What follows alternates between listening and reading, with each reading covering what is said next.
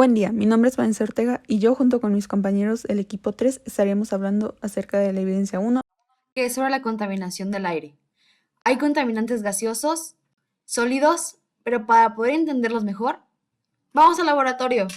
En nuestro ambiente son el dióxido de nitrógeno, el monóxido de carbono, el metano y el dióxido de azufre.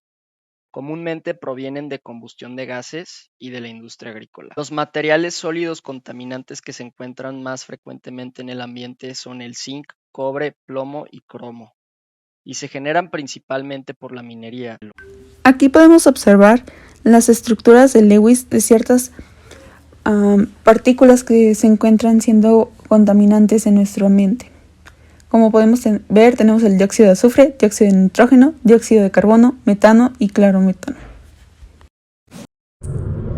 Sabemos que los hidrocarburos son principales contaminantes primarios del aire, teniendo como características fuerzas intermoleculares de London, siendo moléculas apolares y siendo insolubles en agua.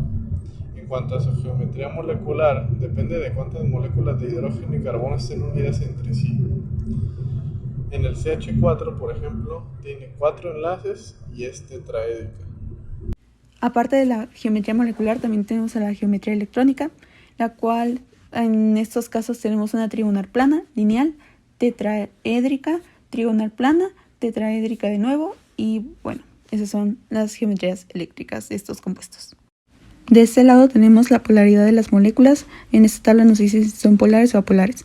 En este lado tenemos sus interacciones intermoleculares, dipolo-dipolo, la cual es la que más predomina, al igual que el El SO2 y CO2 no se quedan atrás, siendo igualmente de los principales contaminantes, que mediante la oxidación, cuando están en contacto con la atmósfera, pueden crear mayores contaminantes. Los hidrocarburos son compuestos hechos a base de orgánicos, así como el hidrógeno, el oxígeno y el carbono. Algunos ejemplos son el agua, el metano y el benceno, que tienen geometrías moleculares angulares, tetraédrica y trigonal plana respectivamente.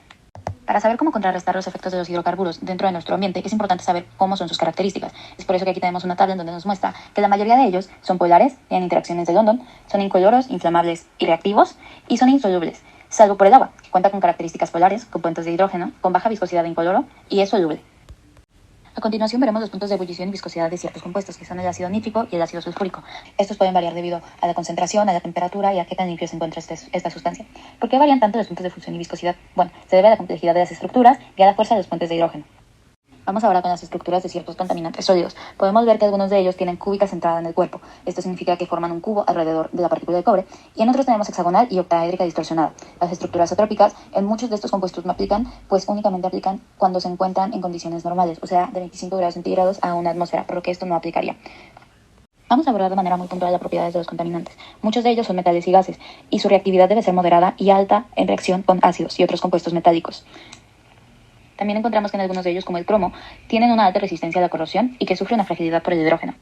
Ahora vamos con los gases, lo que nos dice que la mayoría, si no es que todos, son inodoros e incoloros. Esto quiere decir que no tienen ni olor ni color. Y algunos de ellos son solubles, otros no lo son, y pueden ser altamente flamables y oxidantes. Pero, ¿de qué nos sirve conocer la geometría molecular, las propiedades físicas, propiedades químicas o incluso el tipo de enlace que tienen estos elementos? Porque estos son contaminantes. Solamente conociéndolos e informándonos, podremos saber cómo reducirlos o eliminarlos de nuestras emisiones diarias, para así darle un respiro a nuestro planeta. Pero, ¿qué podemos hacer? Para poder eliminar o reducir las emisiones de gases contaminantes, primero que nada tenemos que implementar energías limpias. Tenemos que dejar de usar energías fósiles porque son de las principales causas de contaminantes de nuestro planeta. Y también tenemos que implementar eliminadores de estos contaminantes. Después hay que exigir a los gobiernos acuerdos para así poder proteger nuestro planeta. Y más importante que nada, hay que educar a la población. Es por eso que hacemos este tipo de investigaciones, para así poder informarnos e informar a todos sobre qué son, dónde están y cómo podemos reducirlos o eliminarlos. Como energías limpias está la eólica, la solar y hay muchas más, de biomasa, mareomotriz, etc. Y como eliminadores de contaminantes tenemos dos principalmente, el carbón activado y las zeolitas. Pero se preguntarán, ¿qué son estas tecnologías de eliminación? ya sea que han activado las fiolitas.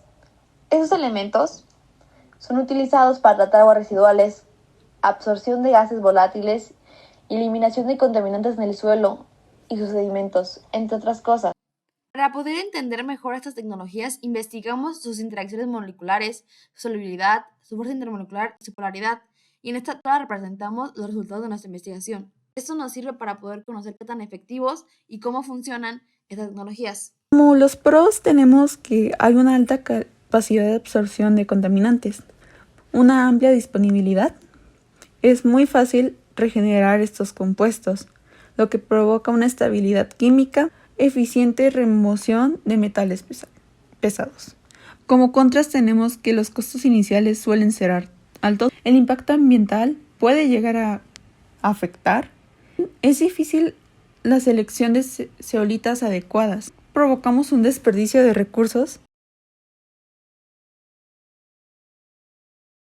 De este lado tenemos los convenios que han hecho ciertas organizaciones y gobiernos a lo largo de los años y han ayudado a disminuir la contaminación ambiental. Tenemos como el de Kioto, tenemos el de Viena, el de Minamata, el de Estocolmo, entre otros.